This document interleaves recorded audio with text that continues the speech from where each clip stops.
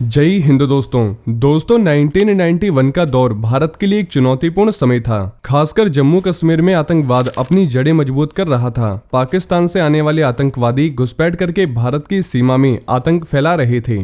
वहीं कुपवाड़ा का डोधी एरिया भी एक ऐसी इंपॉर्टेंट जगह थी जहां आतंकवादी अपनी एक्टिविटी बढ़ा रहे थे। और इसी दौरान 3 मई 1991 को असम राइफल्स की एक छोटी टीम रूटीन पेट्रोल पर निकली थी, जिसमें सिर्फ 15 जवान थे। वैसे ये एक आम पेट्रोल मिशन लग रहा था, लेकिन कुछ ही देर में ये मिशन भारत के इतिहास का सबसे इम्पोर्टेंट और वीरता भरा ऑपरेशन बन गया, क्योंकि एक तरफ 15 जवान और दूसरी तरफ 100 से ज्यादा आतंकवादी जो भारत की सीमा में घुस आए थे।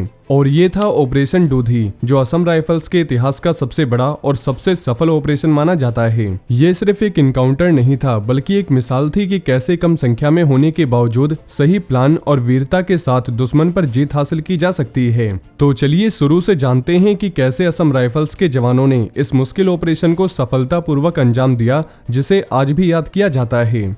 तो दोस्तों, ये समय था 3 मई 1991 का, जब असम राइफल्स के 7th बटालियन की एक छोटी टीम को डोधी पोस्ट के लिए एक रूटीन पेट्रोल मिशन पर जाना था। और इस कॉलम का नेतृत्व नायब सूबेदार पदम बहादुर छेत्री कर रहे थे। उनके साथ 14 और जवान थे जो एक नॉर्मल पेट्रोल ड्यूटी के लिए निकले थे। ये टीम चौकी बल के बटालियन हेडक्वार्टर से निकली और बड़ी बहक पहुंची, जहां स्टेजिंग कैंप बनाया गया। ये एरिया कश्मीर के कुपवाड़ा जिले के बहुत ज्यादा ठंडे और मुश्किल जगहों में से एक थी। यहाँ सर्दियों में बर्फ जम जाती है और चलना भी मुश्किल होता था। वैसे बड़ी बहक बटालियन हेडक्वार्टर से लगभग 13 किलोमीटर दूर थी और उस वक्त यहाँ 5 से 6 फुट बर्फ जमा हुआ था। ये एक नॉर्मल रूटीन पेट्रोल मिशन माना जा रहा था, लेकिन किसी ने ये नहीं सोचा था कि यहाँ एक जबरदस्त जंग होने वाली है। दोस्तों, 4 मई 1991 को असम राइफल्स की टीम ने स्टेजिंग कैंप स्टैब्लिश कर दिया और डोधी के रास्ते की सफाई कराई। और ये सब कुछ एक प्लान के मुताबिक चल रहा था। लेकिन अगले दिन एक ऐसा मोड़ आने वाला था जो इस ऑपरेशन को असम राइफल्स के इतिहास का एक इम्पोर्टेंट हिस्सा बनाने वाला था। दोस्तों, 5 मई 1991 को असम राइफल्स की टीम डोधी पोस्ट की तरफ बढ़ रही थी। जैसे ही ये पोस्ट से सिर्फ 1 किलोमीटर दूर थे, तभी एक अचानक घटना घटित हुई। ईगल पास, जो कि 14,000 फीट ऊंचाई पर एक इम्पोर्टेंट सीमा दर्रा है, वहां से घुसपैठ करते हुए 100 से ज्यादा आतंकवादी भारत की सीमा में एंटर कर चुके थे। ये आतंकवादी पाकिस्तान से आ रहे थे और भारत के अंदर घुसकर बड़ा हमला करने का प्लान बना रहे थे। लेकिन जैसे ही असम राइफल्स की पेट्रोल टीम वहां पहुंची, इन आतंकवादियों ने बिना किसी छुपाव के सीधा हमला कर दिया।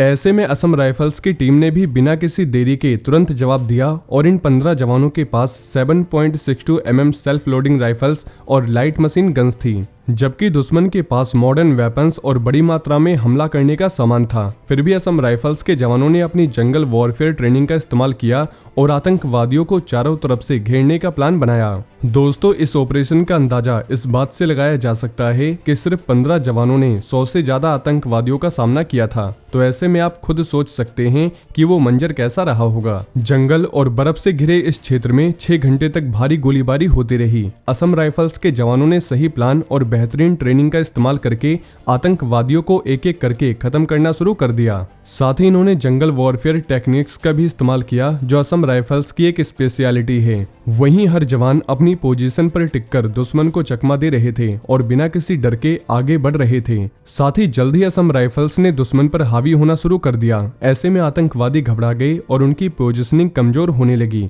और ये देखकर असम राइफल्स ने अपना हमला और तेज कर दिया। दोस्तों, 6 घंटों तक असम राइफल्स की टीम अकेले लड़ रही थी, लेकिन इसी दौरान रीइंफोर्समेंट भेजी गई और ये रीइंफोर्समेंट 3 नए कॉलम्स में आई।